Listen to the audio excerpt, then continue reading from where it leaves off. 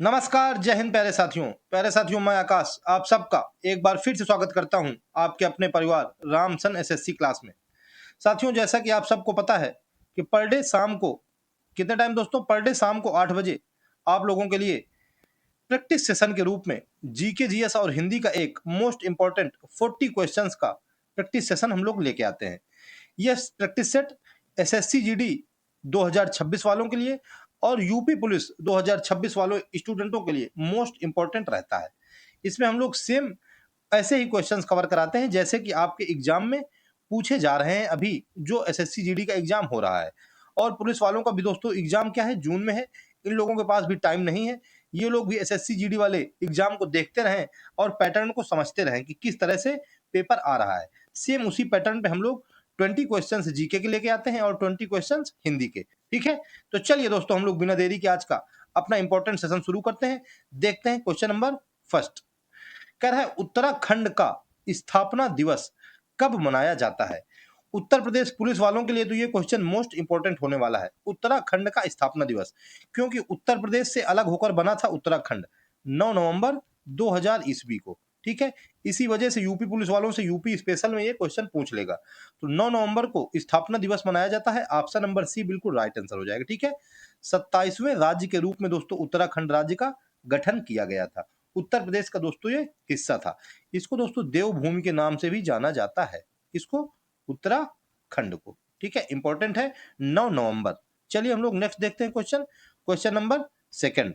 आप लोग दोस्तों, क्योंकि ये प्रैक्टिस सेशन है तो हर एक क्वेश्चन का जो आंसर है वो मुझको कमेंट में बताते रहना। ठीक है, और अगर दोस्तों आप लोग मेरे चैनल पर नए हो तो चैनल को सब्सक्राइब जरूर कर लेना। ठीक है ना, जिससे कि आप लोगों को ऐसी ही इंपॉर्टेंट क्लासें पर डे मिलती रहे। कह रहा है कि सेकंड क्वेश्चन, बड़ी संख्या में गहरी गलियों या घाटी वाले क्षेत्र को क्या कहा जाता है। गहरी गली या घाटी, इस क्षेत्र को क्या कहा जाता है। बैडलैंड स्थाकृति, ऑप्शन नंबर डी बिल्कुल राइट आंसर हो जाएगा। ठीक है, इसको क्या कहा जाता है, बैडलैंड स्थल आकृति। ये दोस्तों आमतौर पर अर्ध शुष्क जलवायु में पाया जाता है। किसमें, अर्ध शुष्क, यानी कि नमी भी रहती है और शुष्क भी रहता है। आधा शुष्क रहता है और आधा नमी रहता है। इसमें पाई जाती है बैडलैंड स्थाकृति, यानी कि गहरी गलियां या गहरी घाटी। ठीक है ना, इंपॉर्टेंट है, वेरी इंपॉर्टेंट है। चलिए नेक्स्ट क्वेश्चन देखते हैं। Question number third. वर्षा के कारण दोस्तों ये इनका कटाव हो जाता है। कह रहा है कि भारत में निम्नलिखित में से कौन सा पुर्तगाली वायसराय था। पुर्तगाल से जो वायसराय आया था वो कह रहा है कौन सा था। फर्स्ट नंबर का पुर्तगाली वायसराय दोस्तों Francisco de Almeida, option number B बिल्कुल राइट आंसर हो जाएगा। ठीक है, 1505 ईस्वी से लेकर के 1509 ईस्वी तक ये दोस्तों भारत में पुर्तगाली वायसराय बन के रहा। फर्स्ट नंबर का था फ्रांसिस्को डी अल्मीड़ा। ठीक है, इसने दोस्तों ब्लू वाटर पॉलिसी, कौन सी, ब्लू वाटर पॉलिसी, ये बहुत बार एग्जाम में पूछा जा चुका है कि ब्लू वाटर पॉलिसी किसके द्वारा शुरू की गई थी। तो पुर्तगाली वायसराय था फ्रांसिस्को डी अल्मीड़ा। इसको ब्लू वाटर पॉलिसी या शांत जल की नीति भी कहा जाता है। ठीक है, इंपॉर्टेंट है ये। चलिए हम लोग नेक्स्ट देखते हैं। क्वेश्चन नंबर 4 की तरफ चलते हैं। कह रहा है दोस्तों, किस देश में दुनिया का सबसे बड़ा आइस रिंक है जिसे रेड्यू कनाल कहा जाता है। आइस रिंक कहाँ है, कनाडा में है दोस्तों दुनिया का सबसे बड़ा। ऑप्शन नंबर डी बिल्कुल राइट आंसर हो जाएगा। ठीक है, कनाडा में सबसे बड़ा आइस रिंक है जिसे रेड्यू कनाल कहा जाता है। विश्व का दोस्तों दूसरा सबसे बड़ा देश है कनाडा। ठीक है, 49वीं डिग्री जो संपात मतलब 49 डिग्री समानांतर रेखा होता है, यह यूएसए को और कनाडा को एक दूसरे से क्या करती है, अलग करती है। ठीक है, कौन सी, 49वीं डिग्री समानांतर रेखा। ये भी इंपॉर्टेंट हो जाएगा। चलिए नेक्स्ट देखते हैं। क्वेश्चन नंबर 5 कह रहा है निम्नलिखित में से किस यौगिक को, केमिस्ट्री से आ गया क्वेश्चन, यौगिक यानी कि कंपाउंड। ठीक है, कह रहा है कि नॉर्वेजियन साल्टपीटर भी कहा जाता है।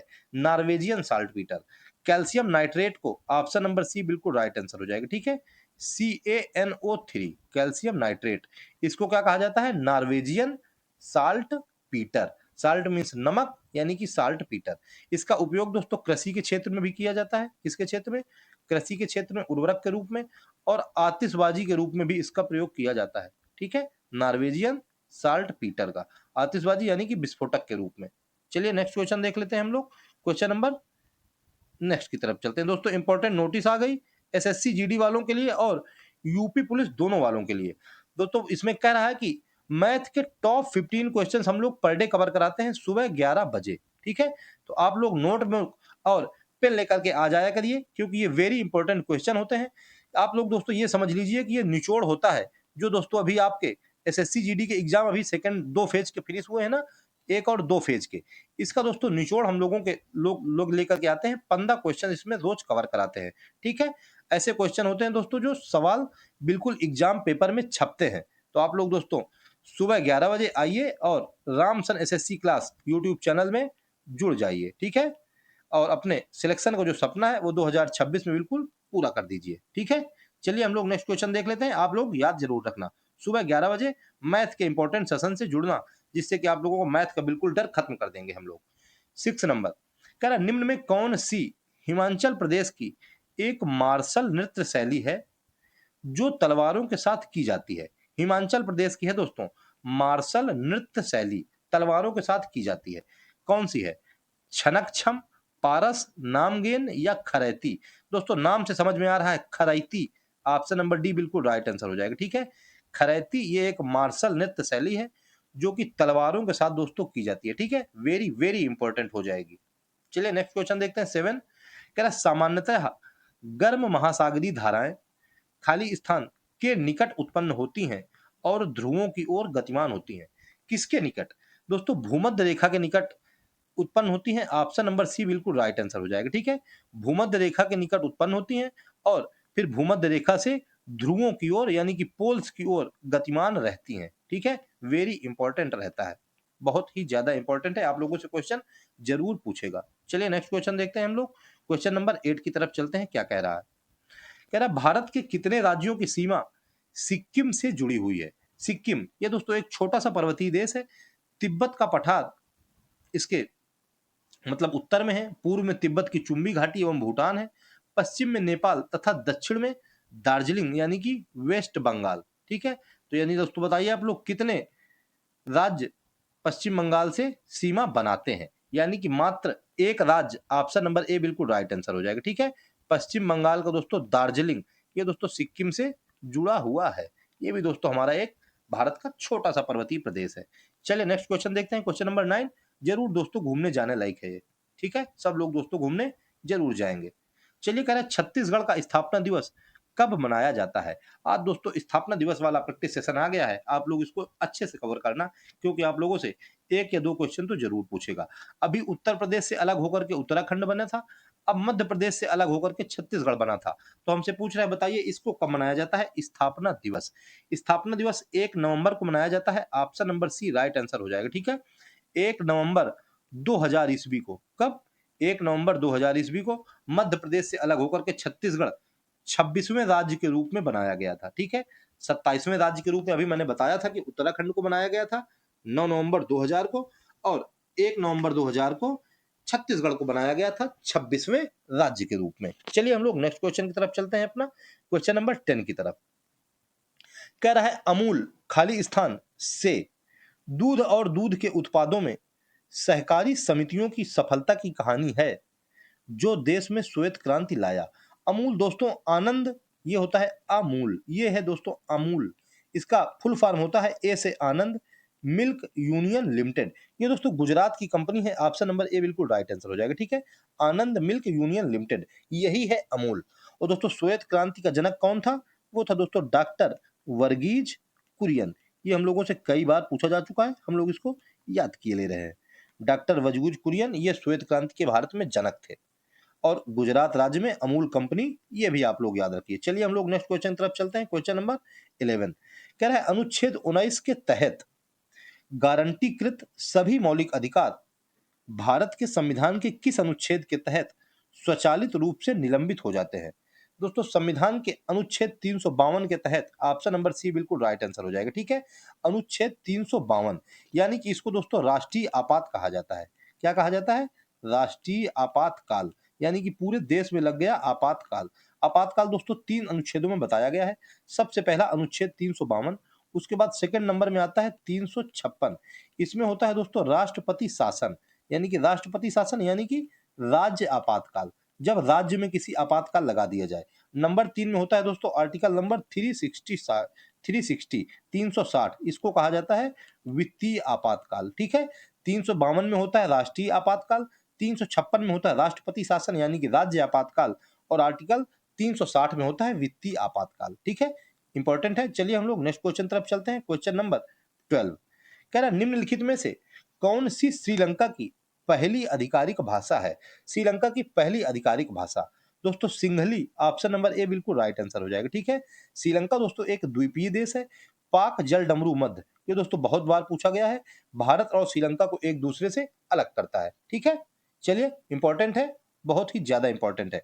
और दोस्तों पहले इसकी राजधानी क्या थी, यानी कि कैपिटल श्रीलंका मतलब कोलंबो थी, और अभी दोस्तों वर्तमान में क्या है, श्री जयवर्धनपुरे कोट्टन, क्या है, श्री जयवर्धनपुरे कोट्टे, ये दोस्तों हो जाएगी श्रीलंका की कैपिटल यानी कि राजधानी। चलिए नेक्स्ट देखते हैं 13 नंबर, कह रहा है ध्वनि जो कि एक यांत्रिक तरंग है निम्नलिखित में से किस माध्यम में यात्रा नहीं कर सकती?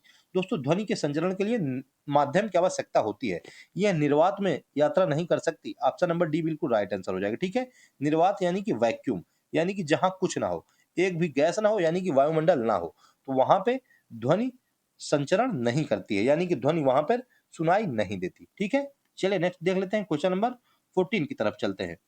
कह रहा है लैक्टोमीटर, हाइड्रोमीटर जहाजों और पनडुब्बियों को खाली स्थान के आधार पर डिजाइन किया गया है। किसको किसको? लैक्टोमीटर को, हाइड्रोमीटर को, जहाजों को और पनडुब्बियों को, मतलब किसके सिद्धांत के आधार पर डिजाइन किया गया है? आर्किमिडीज के सिद्धांत पर, गुरुत्वाकर्षण के सिद्धांत पर, उत्प्लावन के सिद्धांत पर, या सापेक्षिक घनत्व के सिद्धांत पर?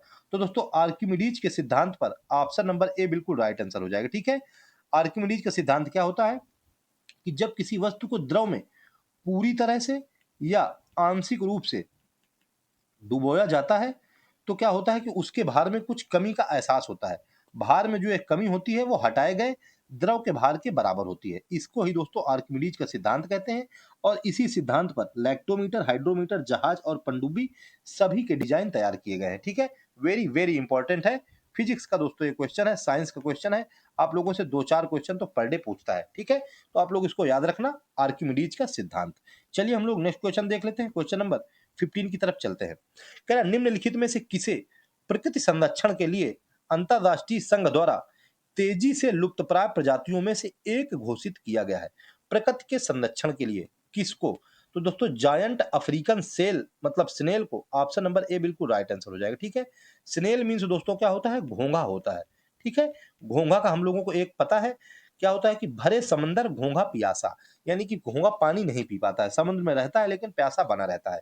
तो ये जायंट अफ्रीकन, विशाल का अफ्रीकन घेंघा, जिसका कि वैज्ञानिक नाम क्या है, अचतिना, क्या है, अचतिना फुलिका, ये दोस्तों इसका वैज्ञानिक नाम है। किसका? अफ्रीकन जायंट स्नेल का। ये दोस्तों क्या है कि प्रकृति संरक्षण के लिए लुप्त पाए प्रजातियों में से एक इसको अभी घोषित कर दिया गया है IUCN के द्वारा। ठीक है, international union of conservation from nature. चलिए हम लोग नेक्स्ट क्वेश्चन देख लेते हैं। क्वेश्चन नंबर 16 की तरफ चलते हैं। कह रहा है कि दारा सिकोह अंततः उत्तराधिकार के युद्ध में सामूगढ़ की लड़ाई में खाली स्थान से हार गया। सामूगढ़ की लड़ाई में किससे हार गया? औरंगजेब से हार गया था। ऑप्शन नंबर ए बिल्कुल राइट आंसर हो जाएगा। ठीक है, 1658 ईस्वी में सामूगढ़ की लड़ाई हुई। इसमें औरंगजेब ने मतलब दारा सिकोह की सेना को हरा दिया। ठीक है ना, और इसमें उसकी पराजय हुई। इसके बाद मुगल साम्राज्य का नेतृत्व औरंगजेब ने संभाल लिया, और 1658 से लेकर के 1707 ईस्वी तक दोस्तों औरंगजेब मुगल साम्राज्य का शासक रहा था। ठीक है, ये जरूर इंपॉर्टेंट हो जाएगा। चलिए नेक्स्ट देखते हैं। क्वेश्चन नंबर 17 कह रहा है कि लाला लाजपत राय खाली स्थान के एक सक्रिय सदस्य थे।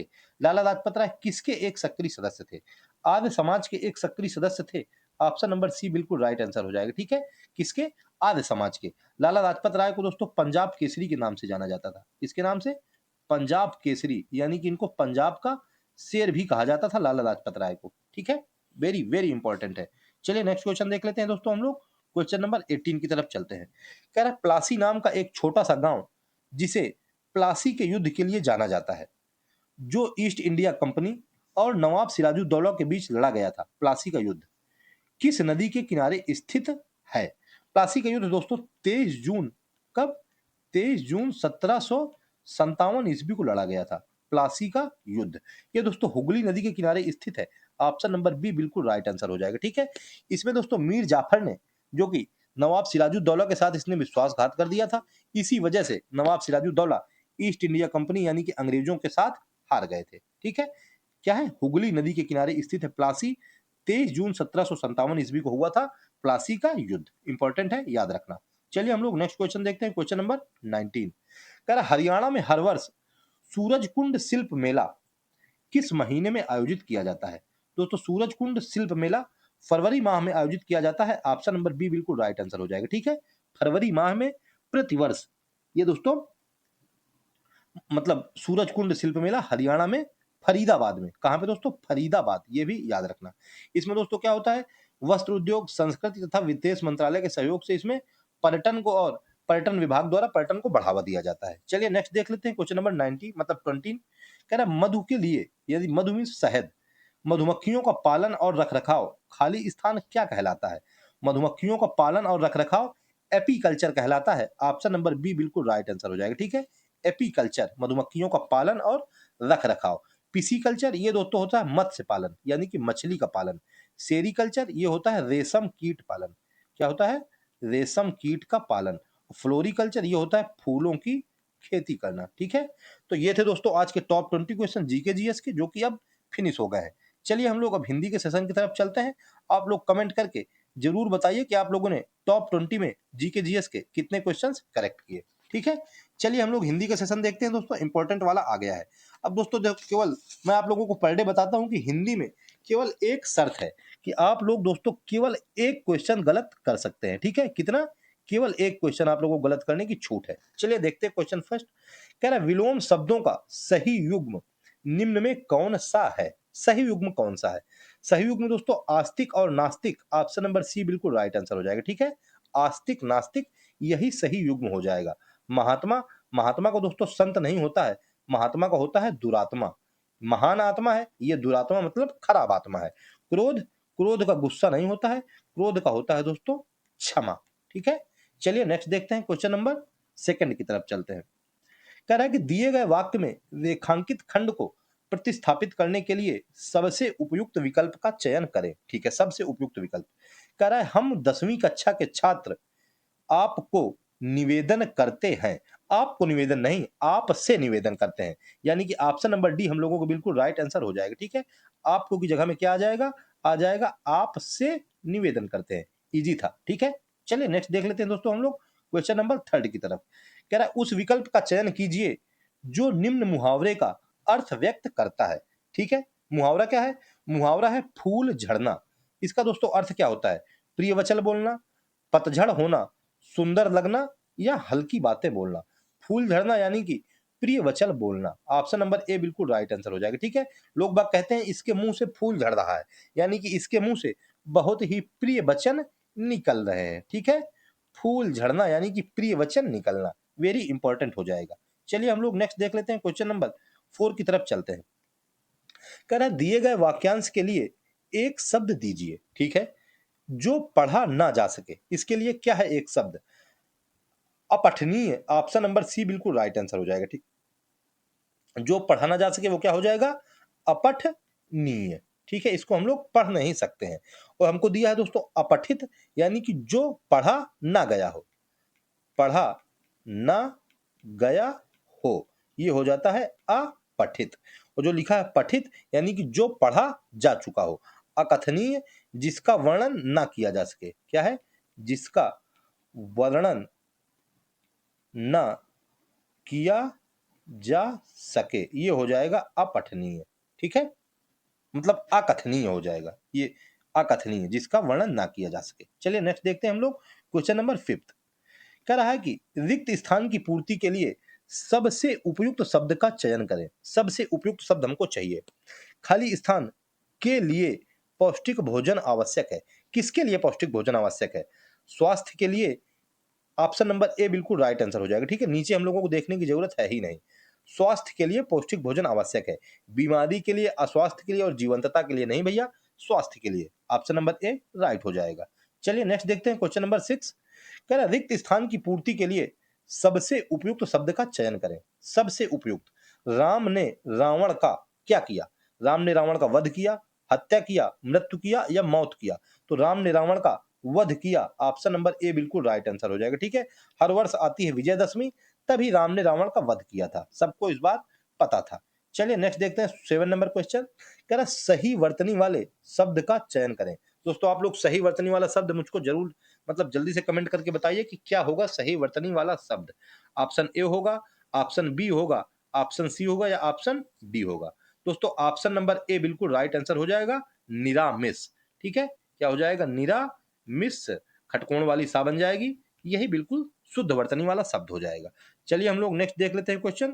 क्वेश्चन नंबर 8 कह रहे दिए गए वाक्यांश के लिए एक सार्थक शब्द दीजिए। एक सार्थक शब्द देना है।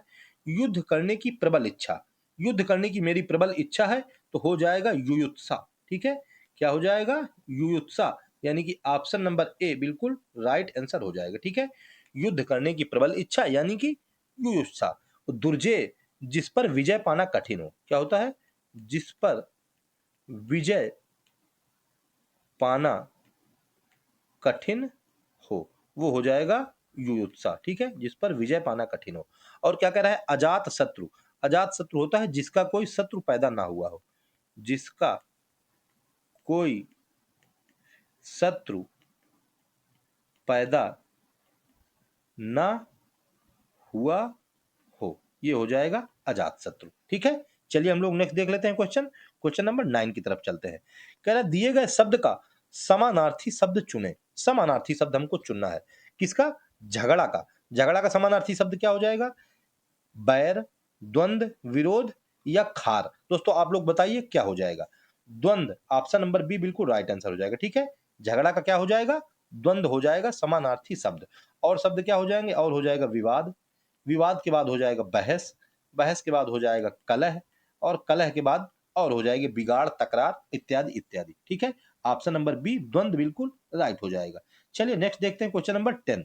कह रहे दिए गए वाक्य का वह भाग ज्ञात करें जिसमें कोई त्रुटि है। यदि कोई त्रुटि नहीं है तो कोई त्रुटि नहीं है चुने। ठीक है, चलिए हम लोग देखते हैं किसमें त्रुटि है। कह रहा है शत्रु पर गोले और तोपों से। दोस्तों गोले और तोपों कहां से हो जाएगा? आक्रमण कर दिया गया, कोई त्रुटि नहीं है। शत्रु पर गोला और तोप से। ठीक है, किस पे? गोला और तोप से आक्रमण कर दिया गया। क्योंकि दोस्तों ये सिंगुलर यानी कि एक वचन दिखाई दे रहा है, इसलिए गोला और तोप से, यानी कि 2 नंबर में हमारा त्रुटि हो जाएगी। ऑप्शन नंबर डी बिल्कुल राइट आंसर हो जाएगा। ठीक है, डी नंबर यानी कि 2 नंबर में हमारी त्रुटि हो जाएगी। गोले और तोप की जगह में आ जाएगा गोला और तोप से। चलिए नेक्स्ट देखते हैं हम लोग क्वेश्चन नंबर 11। कह रहा है कि दिए गए वाक्य में रेखांकित खंड को प्रतिस्थापित करने के लिए सबसे उपयुक्त विकल्प का चयन करें। ठीक है, हम लोगों को सबसे उपयुक्त विकल्प देखना है।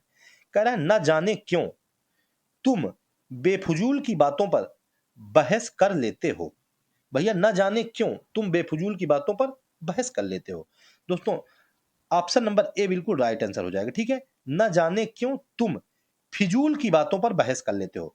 दोस्तों बेफिजूल यानी कि फिजूल तो उसमें लगा ही है, अब बेफिजूल थोड़ा हो जाएगा। क्या हो जाएगा? न जाने क्यों तुम फिजूल की बातों पर बहस कर लेते हो। ऑप्शन नंबर ए बिल्कुल राइट आंसर हो जाएगा। ठीक है, फिजूल का मतलब ही होता है बेफिजूल, इसमें बे नहीं लगता है। ठीक है, चलिए इंपॉर्टेंट है, आप लोग इसको याद रखिए। हम लोग नेक्स्ट क्वेश्चन देखते हैं, क्वेश्चन नंबर 12 की तरफ। कह रहा है कि दिए गए वाक्य का वह भाग ज्ञात करें जिसमें कोई त्रुटि है। यदि कोई त्रुटि नहीं है तो कोई त्रुटि नहीं है चुने। ठीक है, कह रहा है संसार की प्राचीन भाषा में संस्कृत प्राचीनतम भाषा मानी जाती है। ठीक है, वेरी वेरी मतलब क्या? संसार की प्राचीन भाषा में संस्कृत प्राचीनतम भाषा मानी जाती है। तो प्राचीन भाषा में नहीं दोस्तों, प्राचीन भाषाओं में। ठीक है दोस्तों, कई भाषाओं की जब बात करेगा उसी में एक बात होगी संस्कृत की। तो क्या आ जाएगा? संसार की प्राचीन भाषाओं में संस्कृत प्राचीनतम भाषा मानी जाती है, यानी कि 1 नंबर में त्रुटि हो जाएगी। ऑप्शन नंबर सी हम लोगों को बिल्कुल राइट आंसर हो जाएगा। ठीक है, भाषा की जगह में क्या आ जाएगा? भाषाओं। चलिए हम लोग देखते हैं, इंपॉर्टेंट क्वेश्चन था। नेक्स्ट क्वेश्चन तरफ चलते हैं 13 की तरफ। कह रहा है दिए गए शब्द का विलोम चुने। विलोम यानी कि अपोजिट हमसे पूछ रहा है। अपोजिट अपेक्षा, अपेक्षा का अपोजिट हो जाएगा उपेक्षा। ऑप्शन नंबर ए बिल्कुल राइट आंसर हो जाएगा। ठीक है, अपेक्षा का उपेक्षा, और सापेक्ष, सापेक्ष का हो जाएगा निरपेक्ष। ठीक है, चलिए नेक्स्ट देख लेते हैं हम लोग क्वेश्चन नंबर 14 की तरफ चलते हैं। कह रहा है दिए गए वाक्यांश के लिए एक सार्थक शब्द दीजिए। ठीक है, एक सार्थक शब्द हमको देना है। कह रहा है उसी समय में होने वाला या रहने वाला। उसी समय में होने वाला या रहने वाला क्या होता है? सार्वजनिक होता है, समदर्शी होता है, समसामयिक होता है या सामुदायिक होता है। दोस्तों समसामयिक, ऑप्शन नंबर सी बिल्कुल राइट हो जाएगा। ठीक है, उसी समय में होने वाला या रहने वाला क्या हो जाएगा? समसामयिक। ठीक है, वेरी वेरी इंपॉर्टेंट है दोस्तों, क्योंकि थोड़ा ये अलग है। ठीक है, और टफ भी है, आप लोगों को ये पूछ सकता है। और जो दिया है समदर्शी, ये हो जाएगा जो सबके साथ समान व्यवहार करता हो। ठीक है, चलिए नेक्स्ट देखते हैं दोस्तों। बस यही आज इतने ही क्वेश्चन थे, यानी कि आज का हमारा इंपॉर्टेंट सेशन यहीं पर अब फिनिश होता है। इसमें दोस्तों हम लोगों ने जीके जीएस के 20 क्वेश्चंस कवर कराए, जिसमें कि आप लोग मुझको कमेंट करके बताइए कि आप लोगों ने 20 में कितने क्वेश्चंस करेक्ट किए। और दोस्तों हिंदी के हम लोगों ने 14 क्वेश्चंस कवर कराए हैं। ठीक है, यानी कि टोटल हम लोगों के 34 क्वेश्चन हो गए हैं। आप लोग दोस्तों 14 जो हिंदी के हैं, इसमें आप लोग केवल एक क्वेश्चन गलत कर सकते हैं। और जीके में दोस्तों 2-3 क्वेश्चन आप लोगों को गलत हो जाए तो कोई बात नहीं है, लेकिन 34 में आप लोगों के 30 से कम नंबर नहीं आने चाहिए। सब लोग दोस्तों मुझको कमेंट करके बताइए कि किसने 25 से लेकर के 30 के बीच में अपना स्कोर किया है। ठीक है, अगर जिसका इतना स्कोर आ रहा है तो वो दोस्तों बहुत ही बेस्ट लेवल की अपनी तैयारी कर रहा है। ठीक है, तो ठीक है दोस्तों, मैंने आप लोगों को बता ही दिया है कि सुबह 11 बजे पर डे हम लोग आप लोगों के लिए मैथ का एक इंपॉर्टेंट सेशन लेके आया करते हैं, जो कि एसएससी जीडी और यूपी पुलिस वालों के लिए मोस्ट इंपॉर्टेंट होता है। इसमें हम लोग टॉप 15 क्वेश्चन कवर कराते हैं, जो कि आपके एग्जाम ओरिएंटेड होते हैं। ठीक है, तो आप लोग सुबह 11 बजे बिना किसी आलसपन के सुबह 11 बजे आइए और हमारे प्रैक्टिस सेशन से जुड़ जाइए। ठीक है, तो ठीक है दोस्तों, मिलते हैं सुबह 11 बजे। और अगर दोस्तों आप लोगों को मेरी मेहनत पसंद आए तो वीडियो को एक लाइक जरूर कर देना, और अगर चैनल पर नए हो तो चैनल को सब्सक्राइब कर लेना। ठीक है, ठीक है दोस्तों, तो फिर मिलते हैं सुबह 11 बजे। तब तक के लिए जय हिंद, जय श्री राम।